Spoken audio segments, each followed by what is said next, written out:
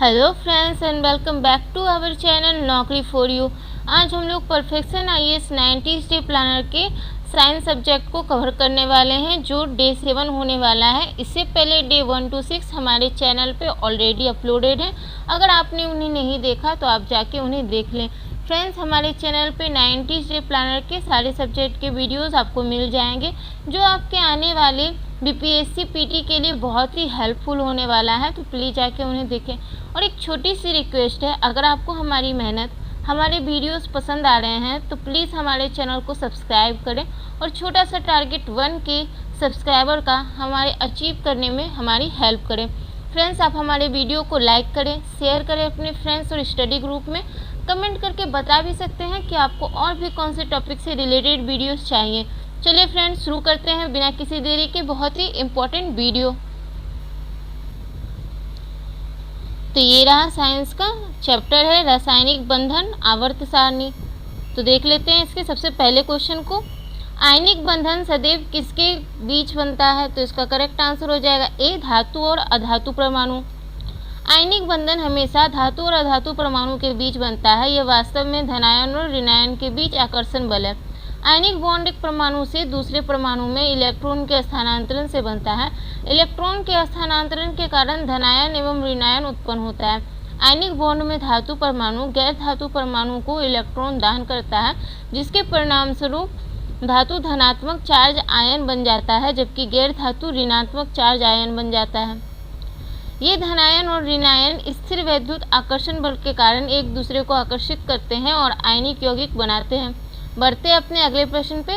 निम्नलिखित में से कौन सा आयनिक यौगिक का गुण नहीं है? तो इसका करेक्ट आंसर हो जाएगा सी, आयनों के कारण ठोस अवस्था में विद्युत धारा का संचालन करता है। ये नहीं होगा। बढ़ते हैं अपने अगले प्रश्न की तरफ। निम्नलिखित में से कौन सा सहसंयोजक यौगिक का गुण नहीं है? देखते हैं, इसका करेक्ट आंसर हो जाएगा डी। डी नहीं है, बाकी है। यह आयनों द्वारा बनता है, तो ये नहीं होगा, बाकी है। आमतौर पर कम गलनांक और कम क्वथनांक होता है। सामान्यतः विद्युत धारा का संचालन नहीं करता है। आमतौर पर स्वभाव से नरम और लचीला होता है। बढ़ते अपने अगले प्रश्न पर।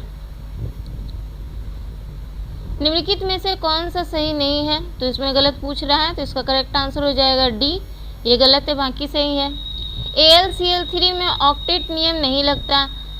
ZxCO3 का आकार पिरामिड नुमा है। CCl4 का आकार चतुष्फलकीय है। बढ़ते अपने अगले प्रश्न पर। नेक्स्ट है, किस यौगिक में सहसंयोजक के साथ साथ आयनिक बंधन भी होता है? तो करेक्ट आंसर हो जाएगा ए, NaOH। बढ़ते अपने अगले प्रश्न पर। अगला प्रश्न है, वे तत्व जो H के साथ H आबंध हाइड्रोजन आबंध बना सकते हैं? तो इसका करेक्ट आंसर हो जाएगा बी, नाइट्रोजन, ऑक्सीजन, फ्लोरीन। बढ़ते हैं अपने अगले प्रश्न की तरफ। अगला प्रश्न है, आकर्षण बल की शक्ति का सही क्रम है? तो करेक्ट आंसर हो जाएगा ए, H बॉन्ड, द्विध्रुव द्विध्रुव, वंडरवॉल। बढ़ते हैं अपने अगले प्रश्न की तरफ। निम्न में किसका क्वथनांक अधिक होता है? करेक्ट आंसर हो जाएगा बी, H2O। अगला प्रश्न पे चलते हैं हम लोग। अगला प्रश्न है, कार्बन कार्बन आबंध की लंबाई का क्रम क्या है? इसका करेक्ट आंसर हो जाएगा ए, 1 2 3। ये सही क्रम में व्यवस्थित है। बढ़ते हैं अपने अगले प्रश्न की तरफ। आमतौर पर क्षारीय धातु और हेलोजन के बीच बॉन्ड होगा। करेक्ट आंसर हो जाएगा ए, आयनिक बंधन। नेक्स्ट, निम्नलिखित में से कौन सा कथन सही नहीं है? तो ए को छोड़ के बाकी सही है। BF3 के बाहरी कक्षा में 6 इलेक्ट्रॉनों को साझा जोड़ी के रूप में रखता है। ग्रेफाइट में कार्बन कार्बन 3 एकल सहसंयोजक बंधन होता है। एक धातु और अधातु परमाणु आमतौर पर आयनिक यौगिक बनाते हैं। बढ़ते अपने अगले प्रश्न की तरफ। अगला प्रश्न है, अज्ञात आयन X पर आवेश +3 है, तो ऑक्सीजन के साथ यौगिक का सूत्र क्या होगा? तो इसका करेक्ट आंसर हो जाएगा बी, H2O3। नेक्स्ट, रेखांकित केंद्रीय परमाणु की ऑक्सीकरण अवस्था के आधार पर कॉलम 1 को कॉलम 2 से मैच करना है। तो इसका करेक्ट आंसर हो जाएगा बी, 1 2 3 4। इसे मैच कर लेते हैं। ए का 1, बी का 2, सी का 3 और 5, डी का 4, ये सभी मैच्ड है। बढ़ते हैं अपने अगले प्रश्न की तरफ। निम्नलिखित में से कौन सा कथन सही नहीं है? तो इसका करेक्ट आंसर हो जाएगा डी सही नहीं है, बाकी सारे सही हैं। CaOCl2 में Cl की ऑक्सीकरण अवस्था +1 और -1 है। एसिड में सल्फर की ऑक्सीकरण अवस्था 0 है। HNO3 ऑक्सीकारक के रूप में कार्य करता है। बढ़ते हैं अपने अगले प्रश्न पर। निम्नलिखित में से कौन सा कथन सही नहीं है? तो इसका करेक्ट आंसर हो जाएगा डी, ये सही नहीं है, बाकी सही है। इलेक्ट्रॉन को मुक्त करना ऑक्सीकरण है, इलेक्ट्रॉन प्राप्त करना अवकरण है। F2O में ऑक्सीजन की ऑक्सीकरण अवस्था +2 है। बढ़ते अपने अगले प्रश्न पर। आयनिक ठोस की विशेषता होती है, करेक्ट आंसर है सी, ध्रुवीय विलायक में घुलनशीलता। अगला प्रश्न है, आयनिक यौगिकों के संदर्भ में निम्नलिखित कथन पर विचार करें, कौन सा कथन सही है? तो इसका करेक्ट आंसर हो जाएगा डी, ना तो एक ना ही दो, दोनों गलत है। अगला प्रश्न है, दोहरा बंधन मौजूद है, तो इसका करेक्ट आंसर हो जाएगा सी, C2H4। नेक्स्ट है, निम्नलिखित में से किस अणु के लिए ऑक्टेट नियम मान्य नहीं है? तो करेक्ट आंसर हो जाएगा डी, BF3। नेक्स्ट, सबसे मजबूत बॉन्ड है, तो करेक्ट आंसर हो जाएगा सी, सबसे मजबूत बंधन CC है। ट्रिपल बॉन्ड सबसे मजबूत बॉन्ड है क्योंकि तीनों बॉन्डों को पूरी तरह से तोड़ने के लिए अधिक ऊर्जा की आवश्यकता होती है। बढ़ते अपने अगले प्रश्न पर। अगला प्रश्न है, जल का क्वथनांक उच्च होता है, इसका करेक्ट आंसर हो जाएगा डी, हाइड्रोजन बॉन्डिंग का निर्माण करता है। पानी का क्वथनांक उच्च होता है क्योंकि यह हाइड्रोजन बंध बनाता है। हाइड्रोजन बंधन अणुओं के बीच एक विशिष्ट प्रकार की द्विध्रुवीय आकर्षण है। अगला प्रश्न है, किसमें विद्युत चालकता अधिक होती है? तो इसका करेक्ट आंसर हो जाएगा ए, पिघला हुआ NaCl। अब यहाँ से जो है दूसरा टॉपिक आवर्त सारणी स्टार्ट होता है। निम्नलिखित कथन पर विचार करें और कोड द्वारा सही उत्तर को चुनें। तो इसका करेक्ट आंसर देख लेते हैं। करेक्ट आंसर हो जाएगा डी, सभी कथन सही हैं। लेवोजियर ने ज्ञात तत्वों को धातु और अधातु में वर्गीकृत किया। न्यूलैंड ने 8 तत्वों का समूह बनाया जिसका नाम ऑक्टेव रखा गया। डोबेरिनियर ने 3 तत्वों का समूह बनाकर उसे त्रिक नाम दिया। बढ़ते अपने अगले प्रश्न पर। निम्नलिखित कथनों में से कौन सा कथन सही नहीं है? तो इसका करेक्ट आंसर हो जाएगा बी, ये सही नहीं है, बाकी सही है। आधुनिक आवर्त सारणी में तत्वों को परमाणु क्रमांक के बढ़ते क्रम में व्यवस्थित किया गया है।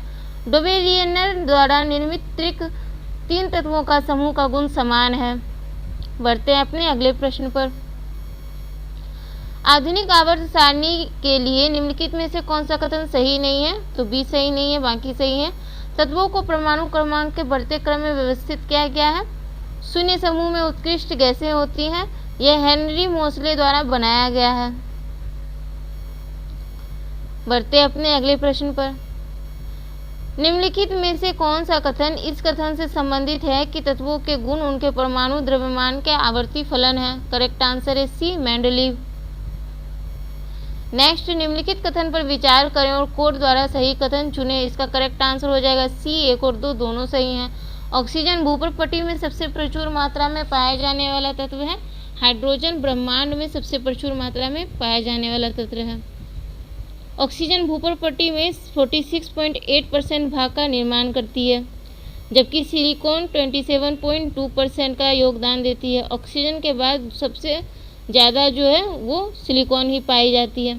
ब्रह्मांड में सबसे प्रचुर तत्व हाइड्रोजन है। जब ब्रह्मांड का निर्माण 2 विस्फोटों से हुआ तो ब्रह्मांड के ये 2/3 भाग हाइड्रोजन थे। हालांकि उसके बाद परमाणु संलयन हुआ, लेकिन अब भी हाइड्रोजन ब्रह्मांड का मुख्य घटक है। बढ़ते अपने अगले प्रश्न पर। निम्नलिखित कथन पर विचार करें, कौन सा कथन सही है? तो करेक्ट आंसर हो जाएगा ए, एक टेक्नेटियम पहला मानव निर्मित तत्व है। बढ़ते अपने अगले प्रश्न पर। आधुनिक आवर्त सारणी के लिए निम्नलिखित कथन में से कौन सा सही नहीं है? तो डी सही नहीं है, बाकी सही है। तत्वों को परमाणु क्रमांक के बढ़ते क्रम में व्यवस्थित किया गया है। तत्वों को 4 ब्लॉक तत्वों में वर्गीकृत किया गया है। इसमें 7 आवर्त और 18 समूह हैं। बढ़ते अपने अगले प्रश्न पर। उपधातु मेटेलॉइड के लिए निम्नलिखित में से कौन सा कथन सही नहीं है? तो डी सही नहीं है, बाकी सही है। डी को छोड़ के बाकी सही है। सभी मेटेलॉइड पी ब्लॉक तत्व से संबंधित हैं। मेटेलॉइड में धातु के साथ साथ अधातु जैसे गुण भी होते हैं। अर्धचालक में प्रयुक्त सिलिकॉन और जर्मेनियम उपधातु हैं। बढ़ते हैं अपने अगले प्रश्न पर। निम्नलिखित कथन पर विचार करें। सही हो जाएगा इसमें से 1 और 2 दोनों। आज आधुनिक आवर्त सारणी में 118 तत्व विद्यमान हैं। 118 तत्व प्राकृतिक रूप से नहीं पाए जाते, उनमें से कुछ मानव निर्मित हैं। बढ़ते हैं अपने अगले प्रश्न पर। नेक्स्ट है, आधुनिक आवर्त सारणी के लिए निम्नलिखित में से कौन सा कथन सही नहीं है? तो इसका करेक्ट आंसर हो जाएगा डी। डी सही नहीं है, बाकी सही है। किसी आवर्त में बाएं से दाएं जाने पर परमाणु का आकार घटता है। किसी समूह में ऊपर से नीचे जाने पर परमाणु का आकार बढ़ता है। किसी तत्व के सभी समस्थानिकों को समान स्थिति दी गई है। बढ़ते अपने अगले प्रश्न की तरफ। किसी भी आवर्त में बाएं से दाएं जाने पर, इसका करेक्ट आंसर होगा डी, तत्व का धात्विक गुण कम हो जाता है। अगला प्रश्न है, निम्नलिखित में से कौन सा कथन सही नहीं है? तो डी सही नहीं है। क्षार धातुओं का संयोजकता इलेक्ट्रॉन 1 है। क्षारीय पृथ्वी धातु का संयोजकता इलेक्ट्रॉन 2 है। हेलोजन का बाह्य कक्षा में 7 इलेक्ट्रॉन है। अगला प्रश्न है, निम्नलिखित में से किस तत्व को आधुनिक आवर्त सारणी में कोई निश्चित स्थान नहीं दिया गया? करेक्ट आंसर हो जाएगा ए, हाइड्रोजन। बढ़ते हैं अपने अगले प्रश्न पर। वह कथन चुने जो आधुनिक आवर्त सारणी के लिए सही नहीं है। करेक्ट आंसर है बी, ये सही नहीं है। पहले आवर्त में 2 तत्व है। छठा आवर्त सबसे लंबा आवर्त है जिसमें 32 तत्व है। बढ़ते हैं अपने अगले प्रश्न पर। कॉलम 1 को कॉलम 2 से मिला है, तो इसका करेक्ट आंसर हो जाएगा सी, 3 4 1 2। आइए इन्हें मिला लेते हैं। ए का हो जाएगा 3, बी का हो जाएगा 4, सी का 1, डी का 2। यानी हेलोजन समूह 17 तत्व, नोबेल गैस समूह 18 तत्व, क्षार धातु समूह 1 तत्व, क्षारीय धातु समूह 2 तत्व। बढ़ते हैं अपने अगले प्रश्न पर। आधुनिक आवर्त सारणी के किसी आवर्त में बाएं से दाएं जाने पर, इसका करेक्ट आंसर हो जाएगा डी, ए और सी।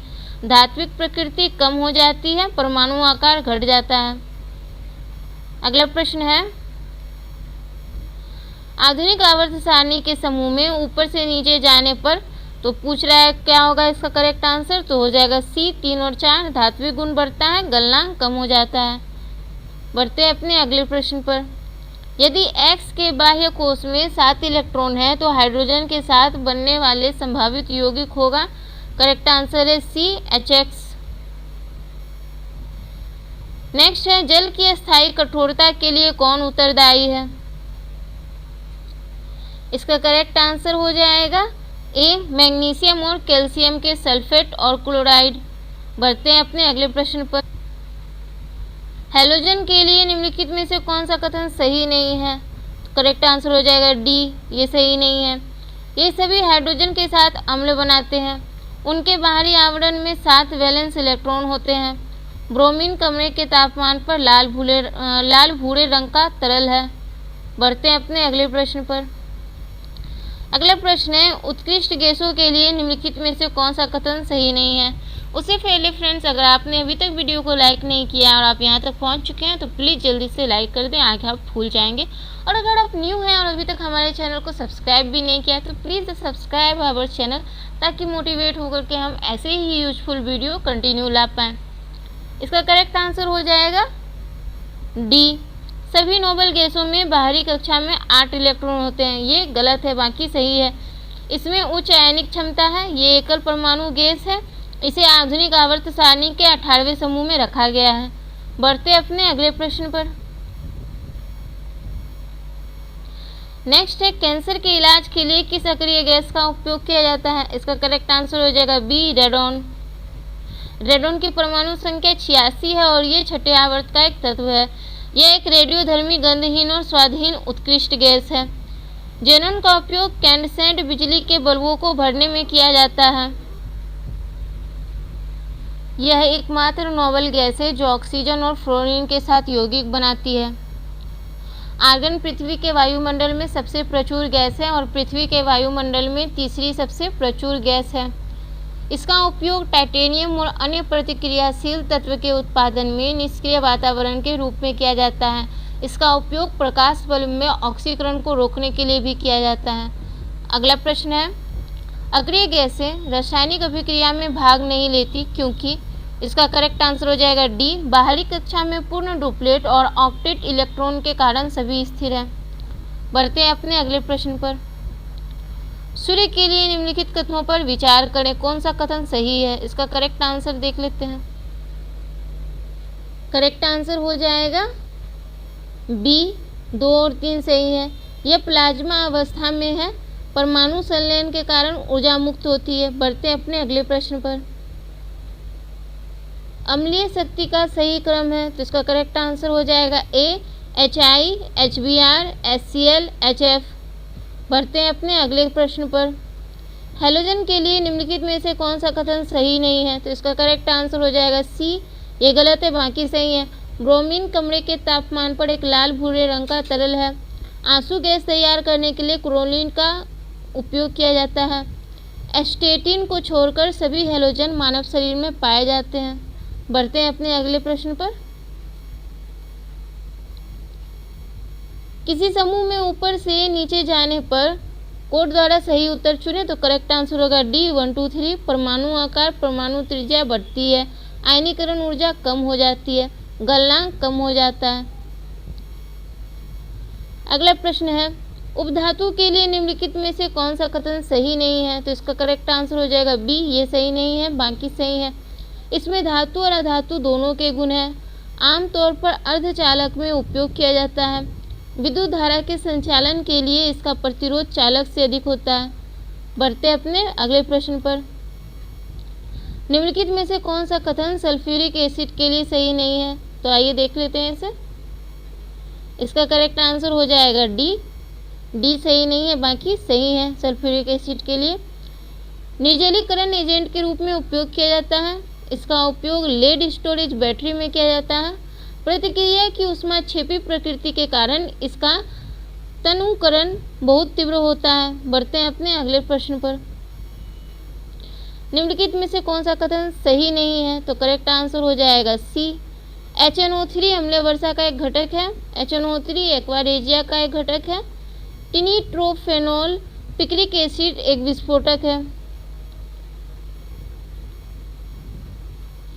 अमोनिया के लिए निम्नलिखित में से कौन सा कथन सही नहीं है? तो करेक्ट आंसर हो जाएगा डी, जो सही है उन्हें देखते हैं। इसका उपयोग उर्वरकों के निर्माण में किया जाता है।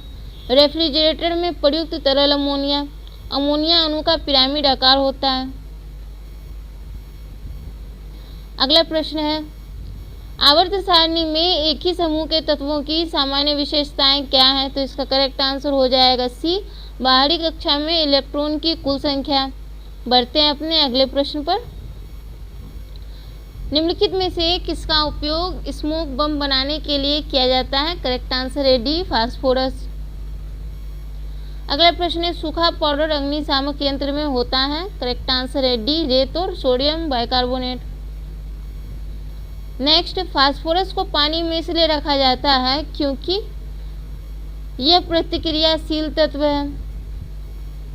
इसका ज्वलन ताप बहुत कम होता है। यह अत्यंत क्रियाशील धातु है जो जल के साथ क्रिया नहीं करती। हवा के संपर्क में आने पर यह तुरंत आग पकड़ लेता है। इसे रोकने के लिए इसे पानी में संग्रहित किया जाता है।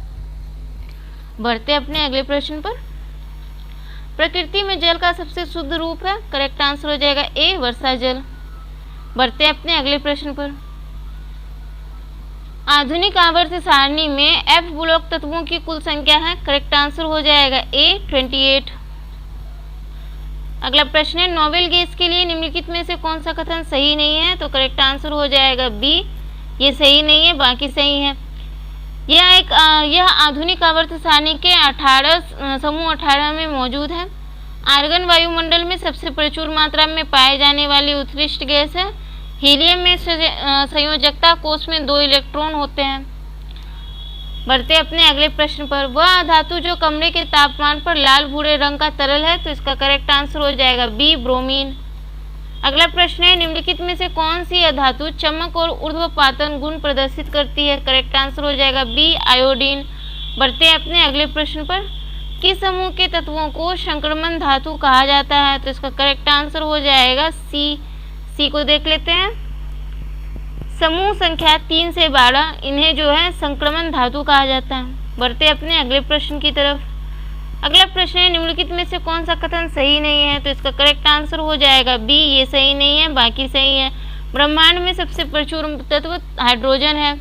ऑक्सीजन पृथ्वी की पपड़ी में सबसे प्रचुर मात्रा में पाया जाने वाला तत्व है।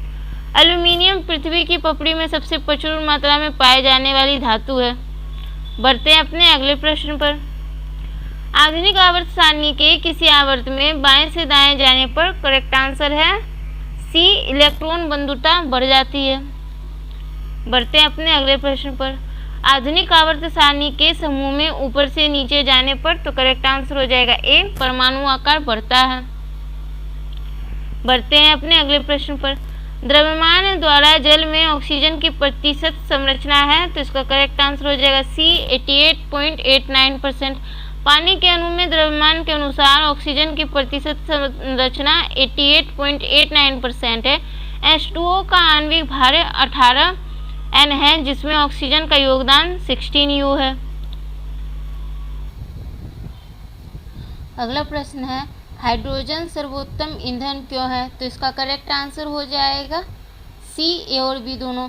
इसका उच्च कैलोरी मान है और यह दहन पर पानी पैदा करता है। बढ़ते अपने अगले प्रश्न की तरफ।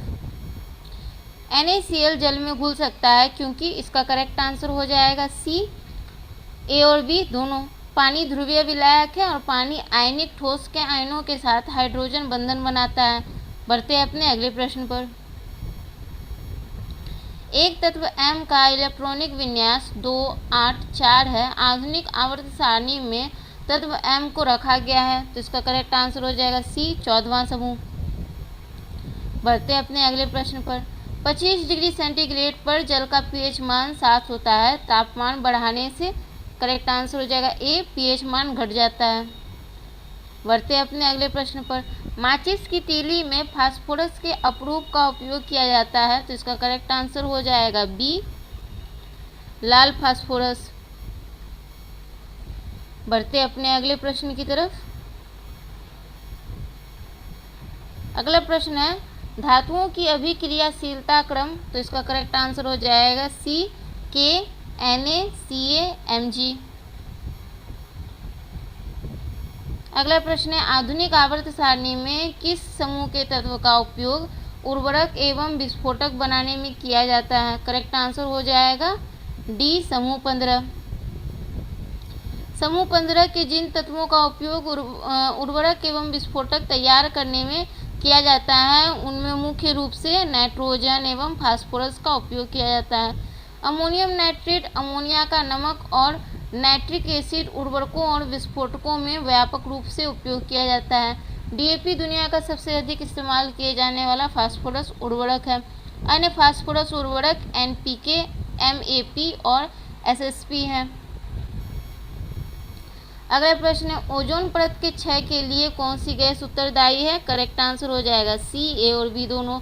CFC और नाइट्रिक एसिड दोनों। अगला प्रश्न है, डायनामाइट के उत्पादन में प्रयुक्त द्रव है, तो करेक्ट आंसर हो जाएगा ए, नाइट्रोग्लिसरीन। बढ़ते हैं अपने अगले प्रश्न पर। एक मिनट फ्रेंड, सॉरी।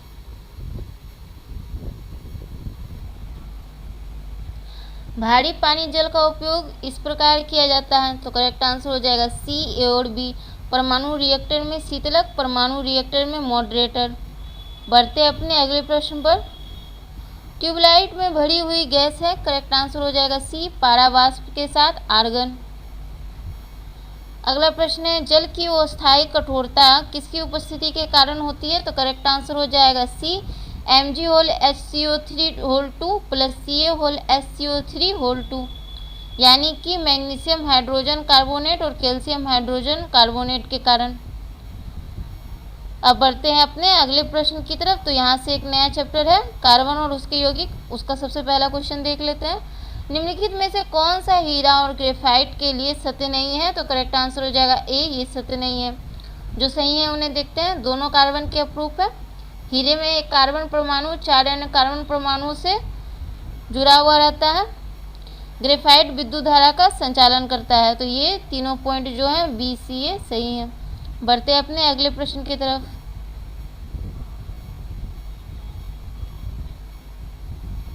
निम्नलिखित में से कौन सा कथन सही नहीं है? तो देख लेते हैं। इसका करेक्ट आंसर हो जाएगा डी। डी सही नहीं है, बाकी सारे सही हैं। C12 और C14 कार्बन के समस्थानिक हैं। ग्रेफाइट का उपयोग भारी मशीनों में स्नेहक के रूप में किया जाता है। ग्राफीन, ग्रेफाइट और हीरा कार्बन के अप्रूप हैं। बढ़ते हैं अपने अगले प्रश्न की तरफ। निम्नलिखित में से किसका उपयोग भारी मशीनों में स्नेहक के रूप में किया जाता है? तो करेक्ट आंसर हो जाएगा डी, ग्रेफाइट। अगला प्रश्न है, सोडा वाटर तैयार करने के लिए निम्नलिखित में से किस गैस का उपयोग किया जाता है? तो इसका करेक्ट आंसर हो जाएगा बी, कार्बन डाइऑक्साइड का। बढ़ते अपने अगले प्रश्न की तरफ। हीरे की चमक का कारण क्या है? तो करेक्ट आंसर हो जाएगा डी, उच्च अपवर्तनांक के कारण। CNG का मुख्य घटक है। तो करेक्ट आंसर हो जाएगा डी, मीथेन। नेक्स्ट, आदर्श ईंधन के लिए निम्नलिखित कथनों पर विचार करें। तो इसका करेक्ट आंसर हो जाएगा डी, 1, 2, 3 तीनों सही हैं। इसका उसमें मान उच्च होना, इसे अपने पीछे कोई अवांछनीय पदार्थ नहीं छोड़ना चाहिए, इसके परिवहन आसान होना। बढ़ते अपने अगले प्रश्न पर। निम्नलिखित में से किसका उसमें मान अधिक है? तो करेक्ट आंसर हो जाएगा डी, हाइड्रोजन का। बढ़ते हैं अपने अगले प्रश्न पर। प्रकृति में कार्बन का सबसे शुद्ध रूप है। करेक्ट आंसर ए, हीरा। अगला प्रश्न है, ग्रीन हाउस गैस का मुख्य घटक है। तो करेक्ट आंसर हो जाएगा B, carbon dioxide. Carbon dioxide green house gas का मुख्य घटक है। अन्य घटक जलवाष्प, मीथेन, नाइट्रस ऑक्साइड और ओजोन है। ग्रीन हाउस गैस वो होती है जो थर्मल इंफ्रारेड तरंगदैर्घ्य ऊर्जा को अवशोषित करती है। GHG अपने मेजबान तारे, जो ग्रह पृथ्वी के मामले में सूर्य है, से प्रकाश के विकिरण से ग्रह की सतह से निकलने वाली गर्मी को रोककर ग्रीन हाउस प्रभाव का कारण बनती है। अगला प्रश्न है, निम्नलिखित में से कौन सा कथन सही है? तो करेक्ट आंसर हो जाएगा डी, सभी। CaC2 पानी के साथ प्रतिक्रिया करके एथाइन बनाता है। Al4C3 पानी के साथ प्रतिक्रिया करता है, मीथेन बनाता है। SiC या कार्बोरेंडम की संरचना हीरे के समान है। टेट्राइथाइल लेड है। तो इसका करेक्ट आंसर देखते हैं। इसका करेक्ट आंसर हो जाएगा सी, एक एंटी नॉकिंग यौगिक। बढ़ते अपने अगले प्रश्न पर।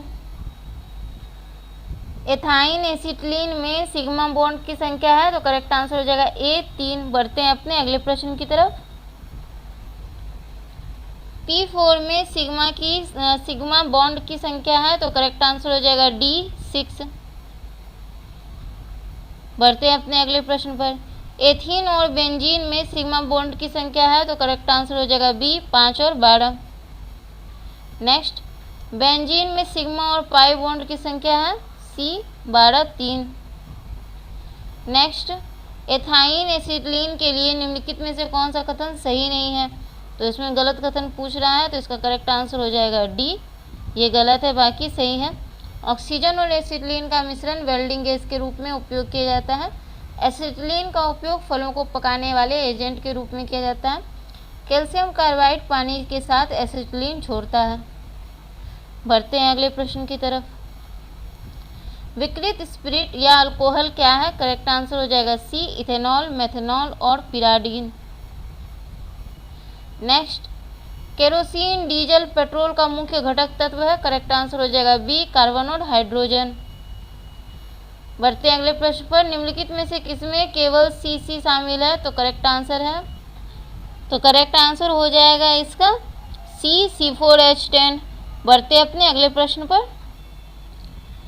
वनस्पति तेल में हाइड्रोजन का मिश्रण उत्प्रेरक का उपयोग करके किया जाता है। तो इसका करेक्ट आंसर हो जाएगा बी, निकेल। अगला प्रश्न है, किस उत्प्रेरक की उपस्थिति में हाइड्रोजन को मिलाकर एल्कीन से एल्केन्स तैयार किए जाते हैं? तो करेक्ट आंसर हो जाएगा सी, निकेल। अगला प्रश्न है, एथिल अल्कोहल का ऑक्सीकरण होता है? तो करेक्ट आंसर हो जाएगा डी, कार्बोक्सिलिक एसिड। बढ़ते अपने अगले प्रश्न पर, हीरा ग्रेफाइट की अपेक्षा अधिक कठोर होता है क्योंकि? इसका करेक्ट आंसर हो जाएगा बी, हीरे की टेट्राहेड्रल या चतुष्फलकीय संरचना। बढ़ते अपने अगले प्रश्न की तरफ, अंतरिक्ष यान में ईंधन को जमने से रोकने के लिए किसका प्रयोग किया जाता है? इसका करेक्ट आंसर होगा बी, एथिलीन ग्लाइकोल। वह गैस जो आमतौर पर कोयला खदानों में विस्फोट का कारण बनती है? D, methane. अगला प्रश्न है, स्टार्च या ग्लूकोज का किण्वन होता है? Correct answer A, ethanol. Next है, गुर्दे की पथरी किससे बनी होती है? करेक्ट आंसर हो जाएगा डी, कैल्शियम ऑक्सलेट। बढ़ते हैं अगले प्रश्न पर। अगला प्रश्न हो जाएगा, प्रयोगशाला में संश्लेषित पहला कार्बनिक यौगिक है? करेक्ट आंसर हो जाएगा ए, यूरिया। बढ़ते हैं अगले प्रश्न की तरफ, प्रयोगशाला में संश्लेषित पहला कार्बनिक यौगिक किसने संश्लेषित किया था? तो इसको करेक्ट आंसर हो जाएगा सी, वोलर। 1828 में जर्मन रसायनक वोलर ने अमोनियम साइनाइड से प्रयोगशाला में यूरिया तैयार किया। बढ़ते हैं अगले प्रश्न पर, ग्राफीन के लिए निम्नलिखित में से कौन सा कथन सही नहीं है? करेक्ट आंसर हो जाएगा डी, ये गलत, बाकी सही है। इसे ग्रेफाइट परत से निकाला जाता है। 6 कार्बन परमाणु एक बंद षटकोणीय वलय बनाते हैं। इसमें सिग्मा के साथ साथ पाई बंधन भी पाया जाता है। बढ़ते अपने अगले प्रश्न की तरफ, एथीन में कार्बन कार्बन बॉन्ड क्रम है? करेक्ट आंसर हो जाएगा बी, 2। अगला प्रश्न है, निम्नलिखित में से कौन संतृप्त हाइड्रोकार्बन का उदाहरण है? तो करेक्ट आंसर हो जाएगा ए को देख लेते हैं। इसका करेक्ट आंसर है ए, इथेन। बढ़ते हैं अपने अगले प्रश्न की तरफ, निम्नलिखित में से किस यौगिक में OH कार्यात्मक समूह है? करेक्ट आंसर हो जाएगा बी, बुटानॉल। ब्यूटेनॉल कार्यात्मक समूह के रूप में OH युक्त यौगिक है। अल्कोहल का प्रत्यय नाम वश है और उपसर्ग नाम हाइड्रोक्सी है। बुटानॉल में कीटोन क्रियात्मक समूह है। ब्यूटानिक एसिड में कार्बोक्सिलिक एसिड कार्यात्मक समूह है। बुटानॉल में एल्डिहाइड कार्यात्मक समूह है। अगला प्रश्न है, लाइव कंसर्ट या स्टेज प्ले पर नाटकीय धुआं और कोहरा बनाया जाता है, यह वास्तव में है? तो इसका करेक्ट आंसर हो जाएगा बी, कार्बन डाइऑक्साइड। बढ़ते हैं अपने अगले प्रश्न की तरफ, निम्नलिखित में से कौन सा कथन सही है? तो इसका करेक्ट आंसर हो जाएगा सी, ए और बी दोनों। नाइट्रस ऑक्साइड का उपयोग संवेदनाहारी के रूप में किया जा सकता है। क्लोरोफॉर्म का उपयोग संवेदनाहारी के रूप में किया जा सकता है। अगला प्रश्न है, हीरा तथा ग्रेफाइट में ऊष्मागतिकीय रूप से अधिक स्थिर है? करेक्ट आंसर है बी, ग्रेफाइट। बढ़ते हैं अपने अगले प्रश्न की तरफ, कार्बन के किस अपरूप की विशेषता इसकी परतदार संरचना और अच्छी विद्युत चालकता है? B, graphite. बढ़ते हैं अपने नेक्स्ट प्रश्न की तरफ, औद्योगिक सामग्री के रूप में ग्रेफाइट का प्राथमिक उपयोग क्या है? करेक्ट आंसर है सी, विद्युत कंडक्टर और इलेक्ट्रोड में। अगला प्रश्न है, ग्रेफाइट और हीरा दोनों कार्बन के अपरूप हैं, उनकी क्रिस्टल संरचना किस प्रकार भिन्न होती है? सी, ग्रेफाइट में परतदार संरचना होती है और जबकि हीरे में 3D नेटवर्क संरचना है। अगला प्रश्न है, ग्रेफाइट है तो इसका करेक्ट आंसर हो जाएगा बी, प्रतिचुंबकीय। ग्रेफाइट प्रकृति में प्रतिचुंबकीय है क्योंकि इसमें अयुग्मित इलेक्ट्रॉन नहीं होते। बढ़ते अपने अगले प्रश्न की तरफ, ग्रेफाइट को कहा जाता है तो करेक्ट आंसर हो जाएगा बी, काला शीशा। नेक्स्ट, कार्बन यौगिक बड़ी संख्या में क्यों मौजूद है? तो इसका करेक्ट आंसर है डी, सभी। कार्बन की टेट्रावैलेंसी के कारण, श्रृंखला गुण के कारण, समाव्यता की मौजूदगी के कारण। बढ़ते हैं अपने अगले प्रश्न पर, ग्राफीन के बारे में निम्नलिखित में से कौन सा कथन सत्य है? तो इसका करेक्ट आंसर हो जाएगा डी, सभी। यह 2 आयामी है, यह बिजली का अच्छा संवाहक है, इसका उपयोग LCD, LED और स्क्रीन टच में किया जाता है। बढ़ते अपने अगले प्रश्न की तरफ, ग्राफीन की संरचना काफ़ी मिलती जुलती है, करेक्ट आंसर बी, ग्रेफाइट से। बढ़ते अपने अगले प्रश्न पर, अगले प्रश्न से पहले फ्रेंड्स, अगर आपने अभी तक वीडियो को देख लिया है और अब वीडियो खत्म होने वाला है तो प्लीज़ अगर लाइक नहीं किया है तो लाइक कर दें। अब वीडियो खत्म होने वाला है। चलिए अगला प्रश्न है, एल्कीन में हमेशा ये जरूरी नहीं है कि हाइड्रोजन की संख्या कार्बन का दोगुना हो, यह कार्बन कार्बन द्वि आवेश की संख्या पर निर्भर करता है। तो इसका करेक्ट आंसर देख लेते हैं। करेक्ट आंसर हो जाएगा डी, हाइड्रोजन परमाणुओं की संख्या हमेशा कार्बन परमाणुओं की संख्या से दोगुना होती है। बढ़ते हैं अपने अगले प्रश्न की तरफ। ग्राफीन तैयार करने के लिए कार्बन का प्रारंभिक अपरूप है, तो करेक्ट आंसर हो जाएगा ए, ग्रेफाइट। ग्राफीन ग्रेफाइट की परत द्वारा तैयार किया जाता है। हेक्सागोनल रिंग ग्रेफाइट की एक परत है जिसमें केवल कार्बन कार्बन एकल सहसंयोजक बंधन होता है। ग्राफीन में हेक्सागोनल रिंग में कार्बन कार्बन सिंगल और साथ ही डबल सहसंयोजक बंधन होते हैं। ग्राफीन एक 2D पारदर्शी शीट है जो विद्युत चालकता दिखाती है। अगला प्रश्न है, कार्बन का वह गुण जिसके कारण यह लंबी कार्बन कार्बन स्थिर श्रृंखला बना सकता है। करेक्ट आंसर हो जाएगा ए, श्रृंखलन गुण। बढ़ते हैं अपने लास्ट प्रश्न की तरफ। फुलरेन की खोज किसने की, तो इसका करेक्ट आंसर हो जाएगा B, Richard small e.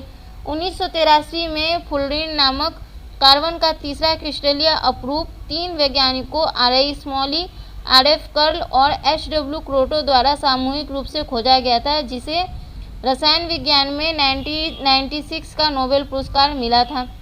Okay friends, तो हमारा आज का ये साइंस का चैप्टर यहीं पे कंप्लीट होता है। आपसे जल्दी मिलेंगे साइंस के डे 8 के साथ। अगर आपने इसके पहले के भी वीडियोस नहीं देखे हैं साइंस के, तो आप हमारे चैनल पे जाके इन्हें देख लें। साथ ही आपको हमारे चैनल पे perfection IAS 90s day planner के सारे सब्जेक्ट के वीडियोस मिल जाएंगे। आपके आने वाली BPSC PT के लिए ये बहुत ही यूजफुल होने वाला है, तो बिल्कुल भी स्किप ना करें। और एक छोटी सी रिक्वेस्ट, अगर आपको हमारी मेहनत, हमारे वीडियोस पसंद आ रहे हैं तो please subscribe our channel Naukri for you, and thank you for watching our videos. Please like, share and subscribe our channel. Okay friends, thank you so much. Jai Hind, bye.